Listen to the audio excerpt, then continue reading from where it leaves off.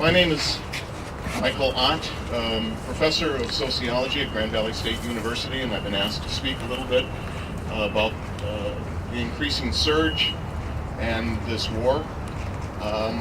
Much of what I had to say has already been said, but I think it bears to be repeated to some degree. First, I want to say thank you to all of you handpicked, clandestinely, by the way, handpicked invitees for being here today. There will be a potluck a little bit later for those that have been chosen. Oh, hold it. That was yesterday.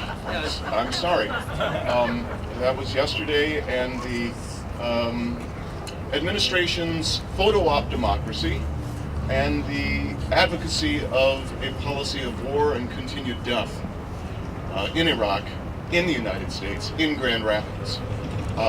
If we're not outraged by that, I think we need to check our pulses here, because this is a continuation of things going on. Wouldn't it be better, honestly now, wouldn't it be better if we would be here today in solidarity to celebrate universal health care for everybody? That is a reality? Yes. Wouldn't it be a wonderful thing to celebrate the reality that poverty is no more here in the United States, as well as hopefully in the world? No more homelessness, no more hunger, no more people sleeping on the streets, no more bridges that collapse, no more infrastructures that don't work. Have you ridden on the roads around here or throughout this country? I came back from Germany for the last 4 months. I taught in a university in Germany over the summer. I was amazed. Their infrastructure puts ours to shame, and we're the wealthiest country in the history of the world. We know where the money's going. We know why we can't take care of ourselves.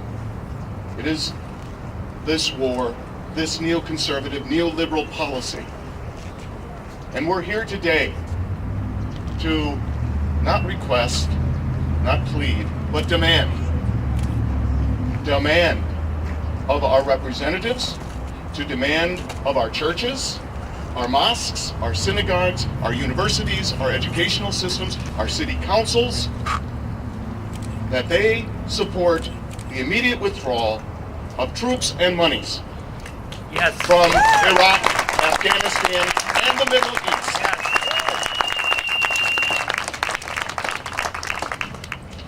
There's statistics galore, and I'm not going to go through all the statistics. They just make us a little angrier, but maybe we should get angry, but focus our attention. We have to ask why, and for what? For what is this sacrifice? For what is this war? Maybe a better question would be, and I think more precisely, for whom? For whom? Thank you.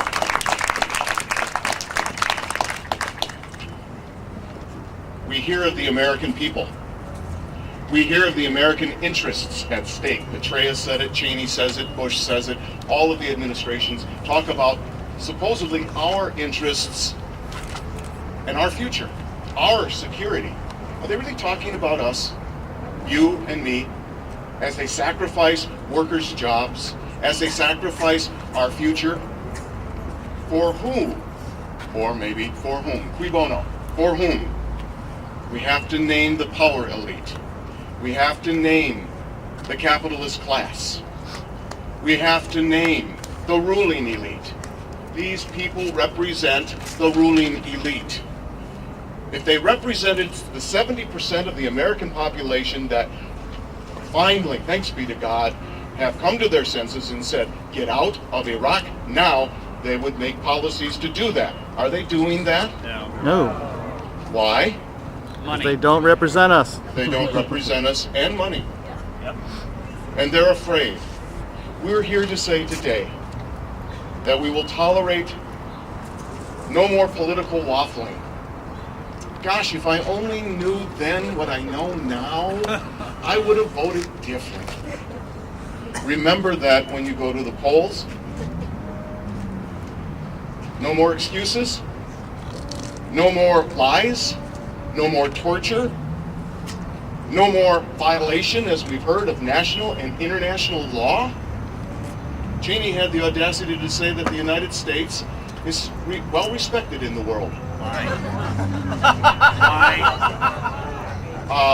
I've been around Europe for the last years, and no, not only Europe, Middle East, they're demanding us. You can go on websites to see them demanding U.S. out.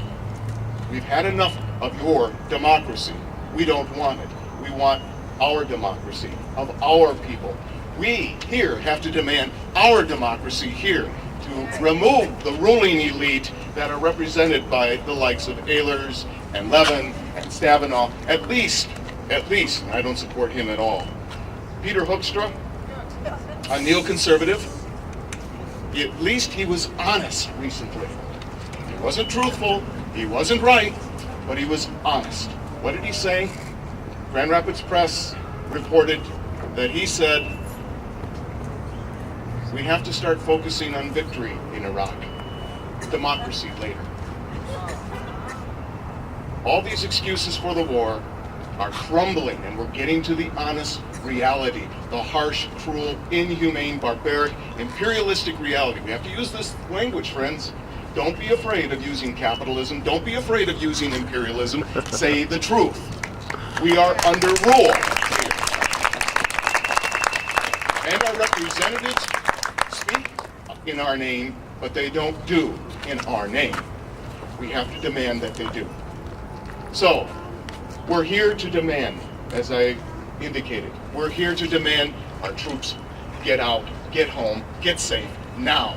No more money, no more $50 billion for the surge. That's a lie, too, by the way. Petraeus lied the blue from the sky. That's why it's cloudy. That's a joke. But he did lie. 4,000 troops are going to be coming home, possibly by year's end. He didn't say that in 2 weeks the Pentagon already has in plan 4,000 troops going over now to make it 174,000 American troops in Iraq. We have to start demanding differently and doing it strategically in organizations. We need, if we're religious, we need to go to our pastors. We need to, and I was a pastor, am a pastor, for 25 years, ordained minister of the United Church of Christ, served 4 churches. Anytime I would speak this way, people would leave the church. Too bad. We have to demand of our pastors, we have to demand of our rabbis, we have to demand of our imams, we have to demand of our professors, our teachers, we have to demand of everyone that has authority. We have to demand of the mayor, we have to demand of the city council, every organization, that they start using the truth and demanding the troops come home now, which is merely the first step, beloved. That's all it is. Bringing the troops home from this war. That's the beginning.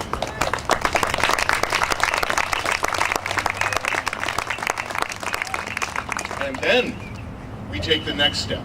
But we can only take the next step if we get organized. This march, this presence is vitally important, that we let people know that, as it's been stated,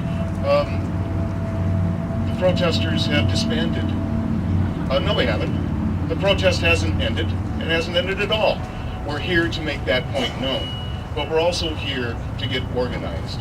And we have Jeff Smith and others to speak about organizations with which we can get involved to make this more of a reality and make this movement grow.